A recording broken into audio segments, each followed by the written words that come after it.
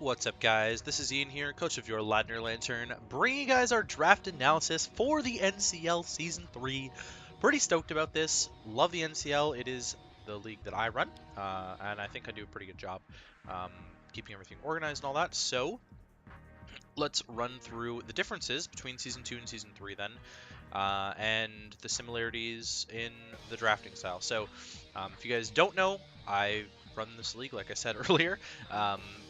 You can see both all of Season 1 and all of Season 2 on my channel, and I'll link the NCL YouTube channel in the description as well, because that is going to be where you're going to find, all of the analytic things that we put up last season, and it's going to be where you're going to see everything for this season as well, this coming season, Season 3. Lots of good stuff over there, weekly recaps that I do, transaction breakdown videos that I do. Jed covers the Pick'ems videos, and Austin covers the Coach Profile series, which just wrapped up for Season 3. And we're going to have my good buddy Nacho on the board this season as well, covering the power rankings, so that'll be fun. But just to touch on the draft, it's a very standard tiered draft, 5 tiers. Tier 1 through 5, and a Mega required. You need to have 1 from each tier and 2 from Tier 3, and then you have 400 free points to work with. Standard tier rules apply. Mega Tier 1 does not cost you any points, space, and then Mega Tier 2 gives you points, Mega Tier 3 gives you points, Mega Tier 4 gives you points. So that's how it's going to break down, and I'll run through what I picked with my 3rd overall pick, and what I got sniped on. So, first up is I took the Broken Mon Megalodios. A lot of people were saying this was the most broken mon available, and I grabbed it. I've never been able to use Megalodios before. I've only had the opportunity to draft it one time, and I didn't, so I picked it up this time instead. And I think Megalodios is pretty busted. It's got all-around really good stats, just a fantastic base speed that you don't necessarily have to invest in all the time because it's so damn bulky as well. Like 150 base speed F is just massive. It's a really good wall potentially as well for things, and a tremendous special attacker. Picking up my dragon right off the bat, really appreciate it. Good psychic type. I always like to draft a good offensive psychic type in every draft, and Megalodios just starts me off well.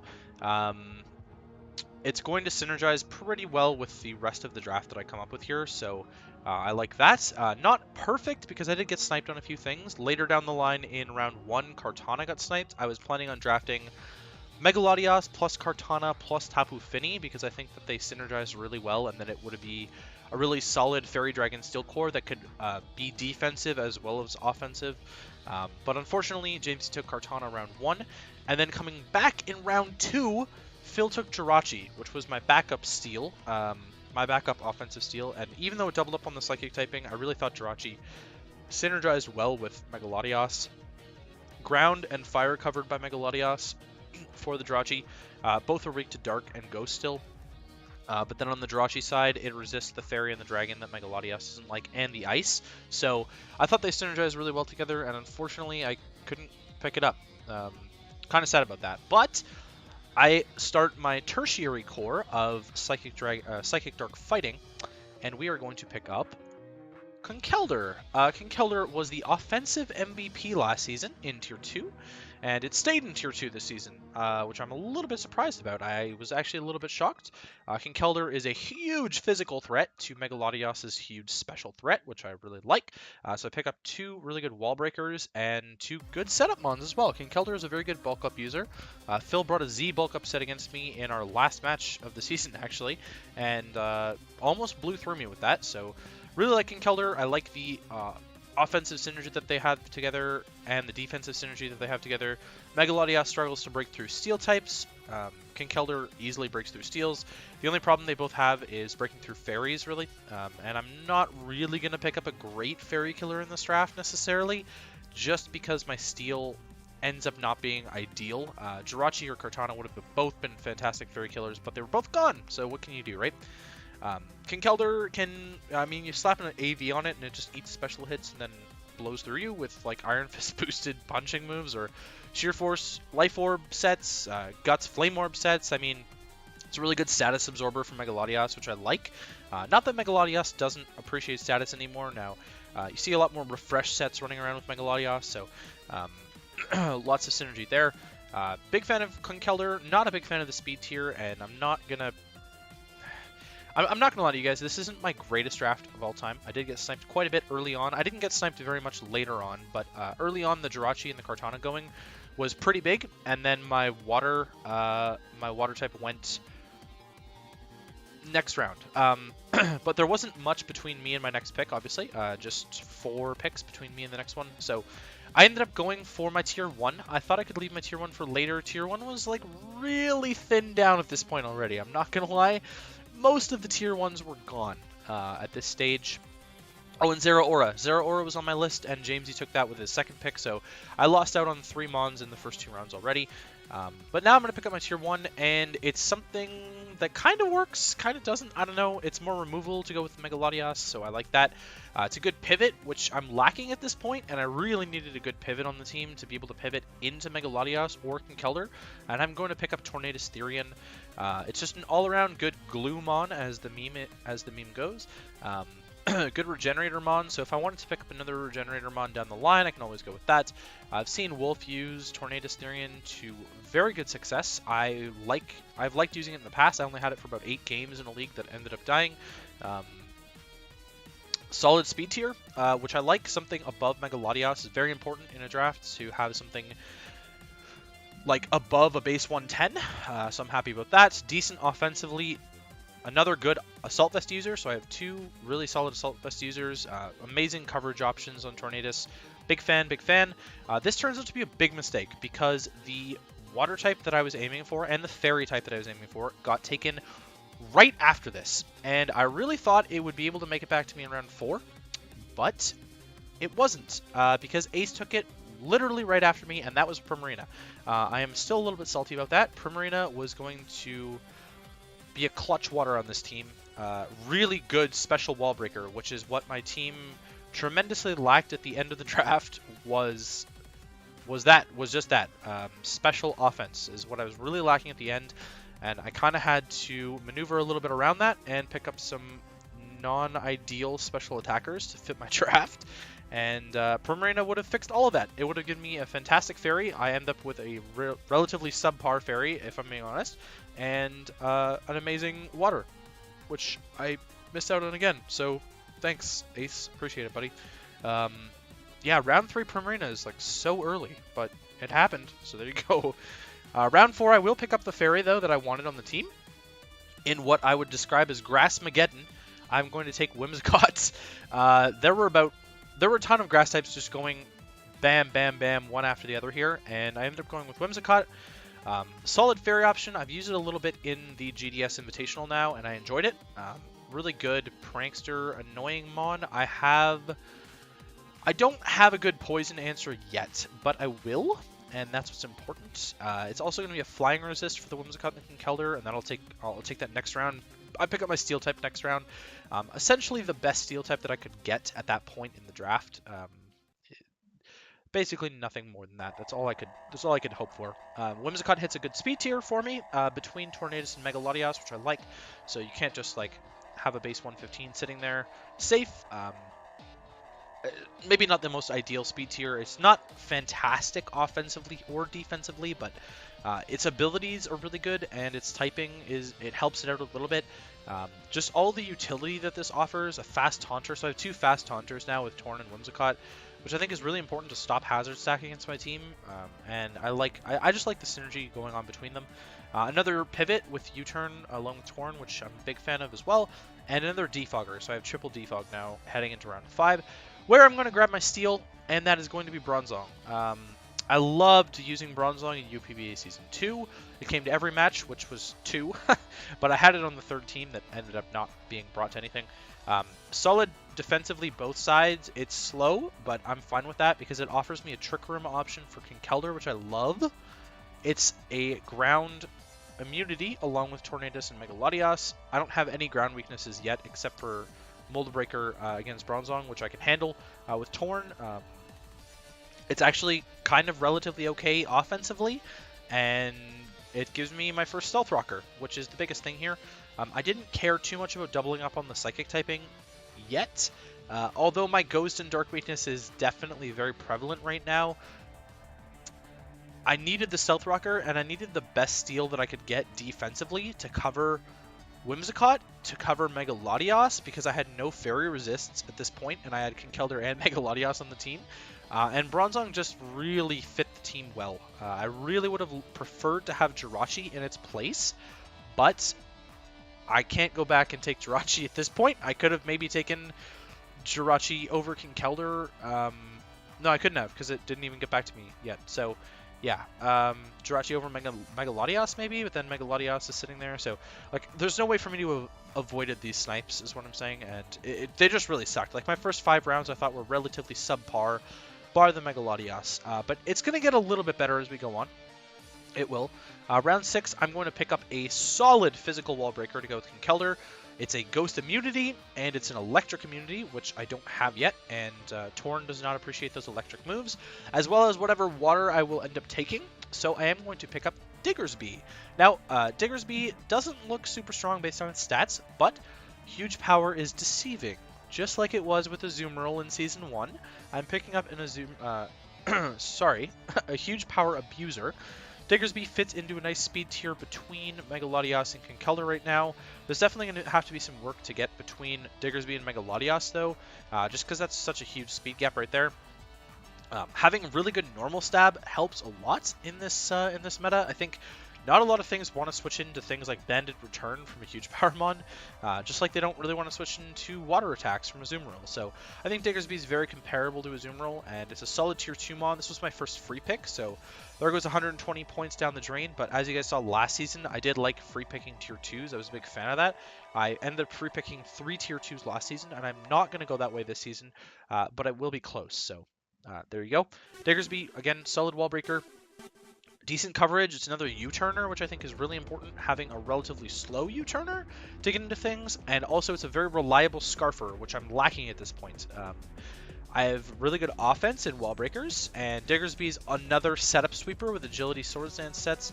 But the main purpose of Diggersby is that it is a great Scarfer for this team. Fantastic Scarfer. I love running Scarf. Scarf sets. Good Scarfers are very important to have on a team. In Season 1, it was Hydreigon. In Season 2, what was it in Season 2? Rotom? Was it really Rotom? Like, Rotom was not good. I have to go check now. What was my good Scarfer in Season 2? Let's find out. Yeah, no, I didn't have one in Season 2. Let's be real. It was like Rotom or Superior, so very lacking on the Scarf sets last season, clearly. But I do like drafting good Scarfers. I've had very good Scarfers in the past, things like Kyurem Plaque, very good Scarfer. Just sort of pick things out. Cobalion, Infernape, good Scarfers, I would say. So Diggersby fits into that role for me as a good Scarfer, and I'm a big fan, and I hope that it can do well. Round 7, I opted to pick up my Fire type, and something that I wasn't sure was going to be sniped, but I kind of just wanted to take it just to make sure that it wasn't going to be sniped, and it fills us a good speed tier between Mega Latios and Diggersby now, and that is Entei. Entei is a mon I've wanted to try for a while. I did draft it in PCL Season 1, which is on the channel, and you guys can go check that out if you feel like you want to. This is a great wall breaker again, so I have 3 really good physical wall breakers here, which is the crux of my draft. Unfortunately, I needed to pick up some more special attackers around here, but Tier 2 was getting like wiped out, Tier 1 was already wiped out. I mean, there wasn't a lot of good options for me, and I knew exactly what water I wanted, and that was my last Tier 3 pick, so couldn't go to too many places here. Entei doesn't run Jolly often, but it can, which makes it relatively useful as a base 100. Not many things switch into a Banded Sacred Fire, if I'm being honest, though, either. So, like, teams with good fire resists get kind of beaten by Whimsicott at this point, and my Electric later will help out with that as well. Because the main fire resists you're going to see are dragons that get destroyed by Whimsicott and Mega Latios, or grass types that get destroyed by Whimsicott, just like subseeding on them, or my Electric, which might be next round, actually. It is. My Electric type is next round, so that helps out there as well. Entei can be used in a variety of ways. It doesn't have to be locked into a choice band set. I've seen Wolf use Entei in amazing ways with Flame Charge sets, with Power Herb Solar Beam sets, with Z-Move sets. I think Open Z definitely helps Entei a lot in its wall breaking capabilities and its sweeping capabilities. And the fact that it got Stomping Tantrum now really helps it out to beat rock types. That's the main thing that could switch in on Entei really easily, unless you were running a Solar Beam set or a mixed set. And I love the fact that it also gets Iron Head to beat things like Diancie down. Big help, big help. Alright, round 8. I'm going to pick up my tier 5. I think it was one of close to being one of the first tier 5 picks. It wasn't the first tier 5 pick. The first tier 5 pick was Girder from Hayden, and then mine was the second, I believe. Nope, third, because Electrode went before it from Magic. But I figured I'd grab the best option for my team. Now, I'm missing an Electric type and an Ice type, and a speed tier between Diggersby and Entei, and a special attacker, so we grabbed Rotom-Frost. Freezer Burn coming in. Rotom-Frost is a solid mon. I love my Rotom forms, tend to draft a Rotom form almost every draft, just because, like, Electric type with Levitate, removal options, lots of utility, can be defensive, offensive, I love it. Rotom-Frost is definitely my favorite of the offensive Rotom forms, and I think that Volt Beam coverage is just so good against so many rosters. I struggled against beating good ground types with this team at the moment, and Rotom-Frost sort of helps with that with the Ice type, and Open Z moves means that basically I can run Z Blizzard every week if I wanted to and get one huge nuke off. And yeah, I just love Rotom-Frost. Big fan. I don't like it as much as I like Rotom-Mow, if I'm being honest. Rotom-Mow is definitely my favorite of the forms, but it offered me something on the team that I didn't have before, and that was Volt Switch as well. So adding Volt Switch to my Volt turn here is going to help out a lot. Good speed tier again. Another Defogger, which is clutch. Not that it needs to be, because I don't have the worst rocks weakness going on at the moment, and I can definitely easily get rid of things. Round 9, I'm going to opt to finally pick up my water, and I'm so glad that this didn't get sniped from me. Tentacruel, picking up a grounded poison type, a Toxic Spikes user, which is helpful. So now I have Rocks in Bronzong, Spikes in Diggersby, and Toxic Spikes in Tentacruel. Not being affected by webs and being able to spin them away, I think is going to be really clutch. Not that webs do that much to me, because Mega Latias and Torn are above webs anyways, but it helps out Entei a little bit, helps out Diggersby a little bit. Excuse me. Excuse me. More Spadef, which is always helpful. I think that Mega Latias in particular is very weak to special hits. Not because of its special defense, because its special defense is great, but special fairy moves, things like Moonblast and things like Dracometer are big things that Latias doesn't want to eat. And this picks up another good fairy resist for my team, which I also had an Entei, but Entei doesn't want to switch in too many times, so yeah. It's a water type without reliable recovery, which isn't great. I mean, we showed off how good Melodic was last season, making it the MVP, defensive MVP, sorry, and Tentacruel can maybe fill the same sort of thing. It's not the most balanced mon. It's definitely a very defensive-oriented mon, but it has a lot of utility options. It's another taunt user. You know, Scald is a very spammable move, so I was very happy to pick up Tentacruel this time around. Definitely a big fan, and I've never used Tentacruel in the past, so looking forward to that. That was my final tier 3, so our last 2 free picks here. I had 160 points left, and I opted to not use all of them. And that's mainly because I still don't have a lot of special offense.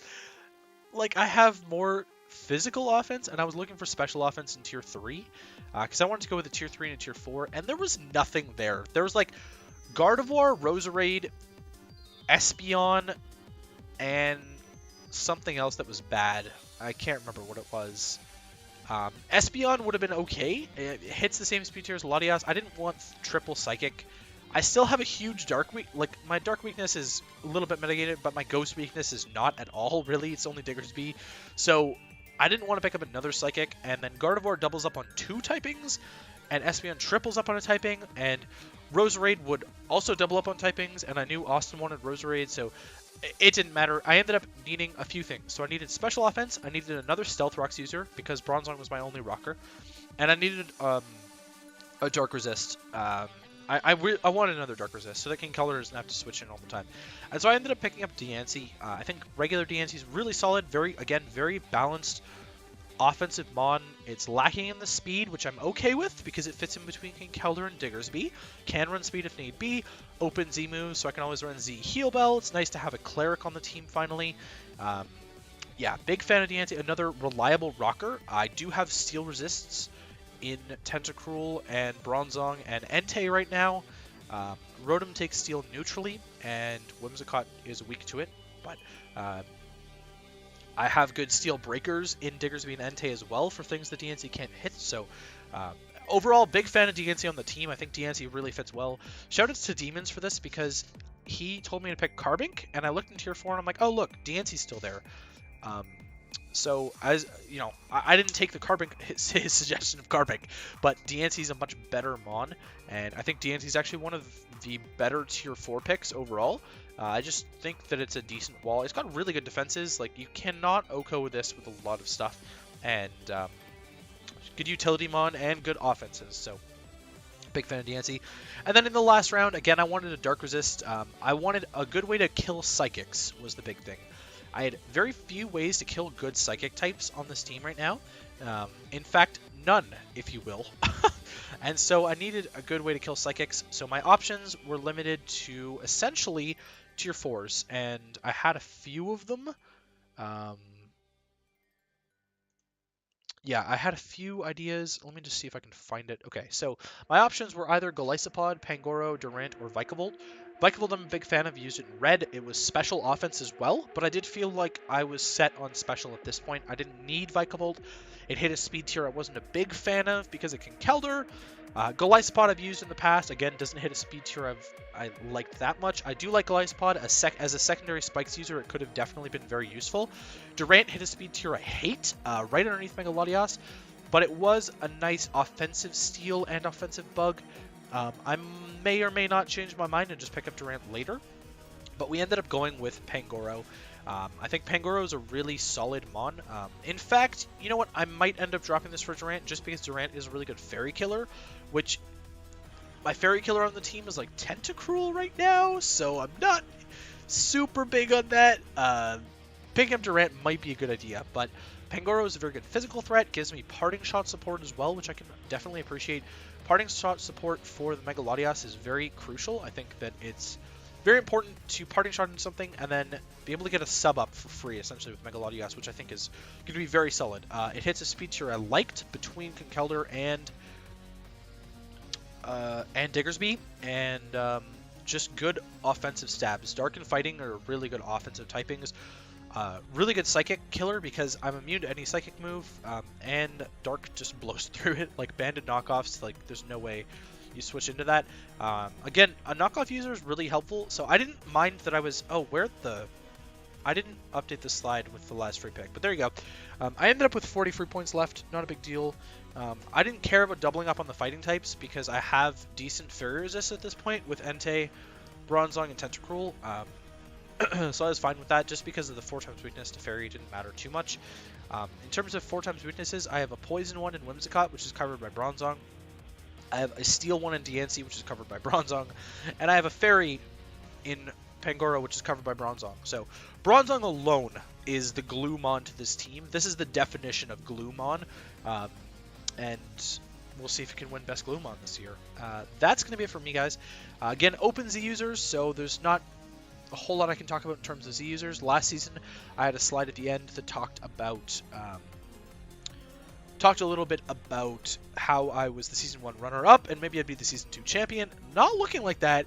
I was the Season 2 semi-finalist, so I did get 3rd place, but if history tells us anything, I'll probably only be a quarterfinalist this season, if we're going that route. So, anyways, that's going to be it for me, guys. Hopefully you guys enjoyed this draft video, and hopefully you guys enjoyed the draft stream. This will be going up after the draft stream for the league. Ben is hopefully going to do no, you know what? Not hopefully. Ben is going to do a great job with hosting that, and I will be his co-host on Saturday. So you guys should have seen that. If you haven't, I'm hoping that I can upload it to the channel maybe? I'm not sure if Ben's computer will be able to handle that, so we'll sort of see what happens there. If it works or not, I don't know if it'll save as a VOD or if I'll be able to upload it to the channel.